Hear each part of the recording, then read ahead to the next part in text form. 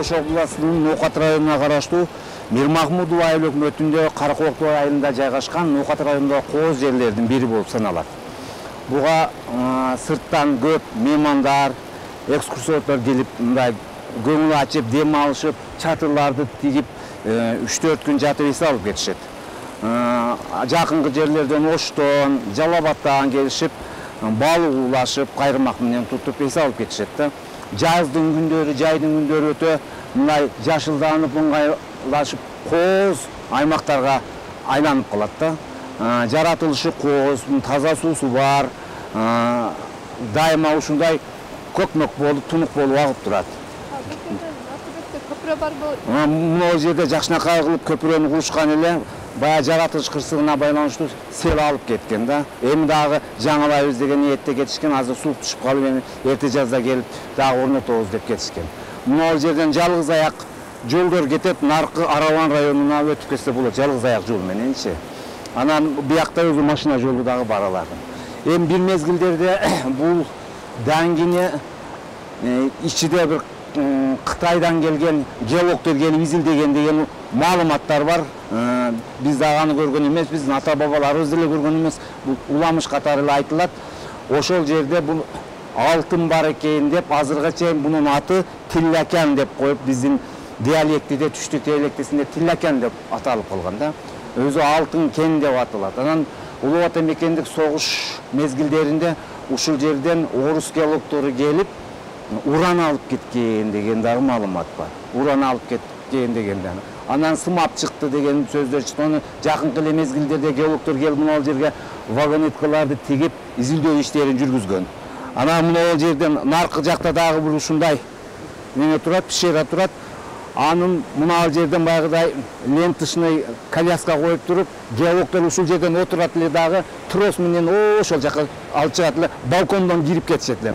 Бияктан жөө чыкканга чейин убакыт үнөмдөшөт эле, баягы коляскага отурушуп чыгышат эле да, балкондон кирип нар жака өздөрүнүн изилдөө иштерин жүргүзөт эле да. Анан бул жактын суусу кышында жылуу болот. Аябагандай жылуу болот да, өтө суук, азыр деле мындай бууланып турат, көрдүңүзбү? Анан өтө мындай катуу суук болгондо кадимкидей парланып жылуу болот да.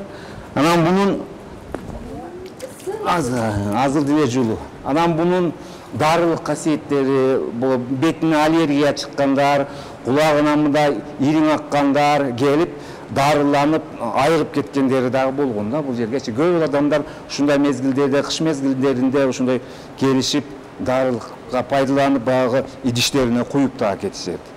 Жергиликтүү тургундардын ичиден мен өзүм кызыгып кирип көргөнмүн. Мына жок болчу, анда мындай тосмолор жок болчу да.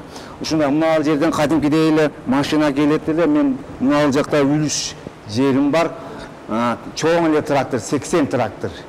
Биз ошол тракторист менен келип, мен алыстан көрүп буга трактор батпайт деп ойлоптум да. Батабыз деп анан кирдик. Фарын жандырып бир 2 километрди басканыбызда нарактан көчкү баскандагы, көчкү түшкөндагы тосуп калган. Эми ал жака барып туруп айланып чыгып кетишин дагы арты менен чыгып туруп, анан кийин буга чоң эле ошол 80 трактор батып кеткен да, 80 маркасындагы тракторчу. Анан бунун эмес 3 километрге чейин деген маалымат бар. Баягы көчкөндөн кийин көчкөндүн арт жагы көл болуп калган да. Көл кадимкидей эле көл болуп калган. Биз эми ал көчкүдөн арыга өтүүгө мүмкүнчүлүк болбой калган. Эгерде ушул жерди мындай мына жерде мына бетон менен тосулганда мына эле жери ачык болчу да. Эгер ушул жерине тосуп дымдап койсо, бул суу топтолот дагы о перевалдын Араванга кеткен жолдун арагынан ашып түшөт дагы. Бияка жолду бузуп кетишке мүмкүн да. Ошон үчүн буну бияктан эле акканы ыңгайлуу болуп сезилет. Өтө мына катуу жаратылыш кырсыгы сел болгон учурларда сел ушул жерге келет да, мына сууну бууп дымдап коет да. Ошондо суу ичине толуп туруп баягы нар жактан тээ берет да. Бирок ушунун дагы баягы көлмөнүн таасири болуп, көчкөндүн таасири бар окшойт. Жайдын мезгилдеринде мал айдап кетип атканда малдар шимшелеп калат да, карасаң ошол шунун сыркындысы жолдун боюна көлмөк болуп агып калат. Кечиндеси узак агат да, күндүзү күн ысыкта бир аз суу түшөт да. Ошондо бунун аягы ayağından su çıkат. Nakı betken. Ооба. Бул нарактан суу келгенде баягы биякты көчкү тоскондон кийин баягы дамба болуп топтолгондагы нары жактан баягы бир тешиктен чыгып калат да, ошону малдар эметишет. Бул жерге кол канаттуулар учуучу жай деп дагы. Бул жерге ошол баягы немелер келишти. Орустар бар, кыргыздар бар, ар улуттун адамдары келген дагы ушундай баягы корук жайга айлантырабыз деген. Бул жерде жарганат болгон да. Лечуший мышь деп коет экен. Ошонун баягы бир мезгилде анын уясы баалуу болуп кетти, мына ооруга дар экен деп туруп адамдар келе баштаганда кирип дагы көрсө керек. Анан булар ушуларды биз корук албасак болбойт. Буну биз өзүбүздүн жерде жаратылышты коргошубуз керек деген максатта мына тосмолорду орнотуп, ошолорду баягы жарганатты коруу максатында ушуларды кылып кетишти. Бунун жетекчиси Алексей Дудашвили деген мемлекет улуттуу грузинби ошондой киши, ал тез-тез келип турат. Тез-тез келип туруп, өзү мына арабанда чоңойгон жигит экен, тез-тез келип арабанда Чилустун деген дагы пишера үңкүр бар, ага да барып турат. Анан биздин айылында жамаат уюштурганбыз бизчи. Биз эми дайым эле келе албайт экенбиз, силер келип өзүңөрдүн жериңер бизге жардам берип коруктап тургула деген максатта. Анан биз келип, өзүм кээде келип туруп мындай мына жер мусурларды алып, ахлеттерди алып тазалап нетип турабыз. Азыр эми бир топ неметип калды мурда, мына жерлер ачык болуп, балдар киришип, ойноп нетишип эметип. Азыр мына тосуп баягы күлчүн алдык. Ошол баягы күлч алган үйдүн ээсин кароол кылып дайындап кетишкен. Ал келип карап нетип турат. Анан ошол эл ордунда бир уламыштар айтып жүрөт, жанагы орус изилдөөчүлөр кирип чыкпай калган деген. Жок, бул орус изилдөөчүлөр келгенде биз ушул жерде менин өзүмдүн атам кароол болуп иштейт эле. Атам мени кечинде келип шерик болуп жатасың деп вагонеткада жатып, атам күзөттө турганда мен турчу элем да, мен деле.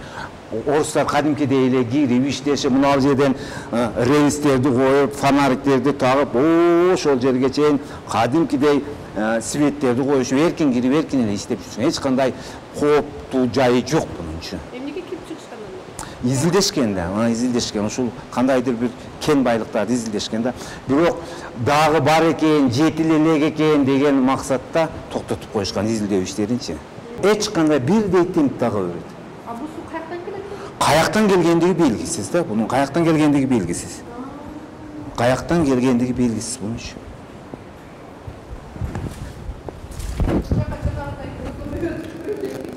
Ооба.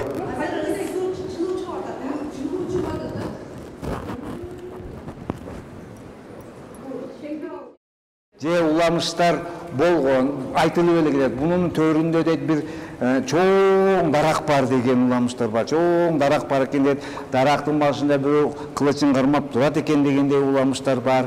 Ошондой бир мындай чындыкка жакындабаган маалыматтарды угабыз, эми баягы легендага окшопчу. А так легендалар айтылса керек ушул. Бар, айтылат. Эми канчалык мен жанагы аралда бир окуя болуп, ушул үңкүрдө тартылган беле бир кино. Жок, Шумкар.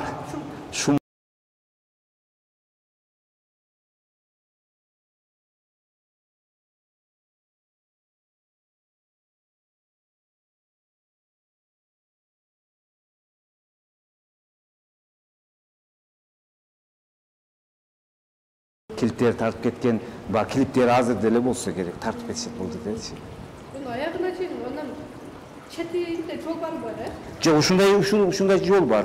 Анан кете бересиң 3 километр чейин баягы көчкү бар да, көчкүдүн арагына таш көчкү азыр сыркындап келаткан.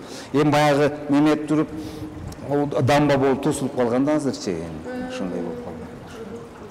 Суу бирдей калктагы берет. Бирдей калктагы боло берет. Анан бунун жана дарыл касиетин айылдыктардан башкасы билбейт окшойт, Жок, башка айылдардан да келишет. Угуп нетип келишип, баягы өзүбүзчө айтканда зыярат кылып кетишет. Зыярат кылышып, Куран окуп, ата дуа кылышып кетишет эми. Ар ким өзүнүн дарыметине жараша сыйынып кетет да. Бул жерде негизи жарганаттар барбы, жокпу? Жарганаттар бар. Булар жарганаттар караңгыда учат. Азыр жаз жарыкта жабышып жатса керек бир жакта. Мен анын уясын деле көрбөдүм. Уясы жок эле болот окшойт аны. Жана Америка кокон деп бир чыкты. Ошолор боюнча келишкен да. Анан демек азыр биздин ошол жамааттын максаты ушуну жарганаттарды кооруу. Анан мына ушунун өзүнүн нукура турпатында ушу пишераны сактап калуу дегендей неме. Жанагы геологдор келе эле экен да, демек Кыргызстандын геологдор кызыга эле экен го дейм э.